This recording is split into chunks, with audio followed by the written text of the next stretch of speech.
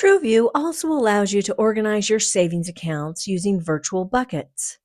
Each linked savings account gets its own savings page. If you have multiple savings accounts linked, you can switch between those pages using the tabs at the top. Transactions flowing in and out of your savings account appear here automatically, similar to the dashboard. On the Accounts page, you can create savings buckets to separate your money for different purposes.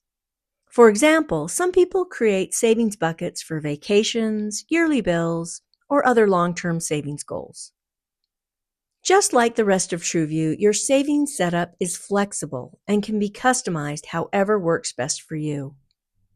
The goal is simply to organize your savings so you can clearly see how much money you have and what it's for. Using savings buckets helps give every part of your savings a clear purpose while still keeping everything simple and easy to manage.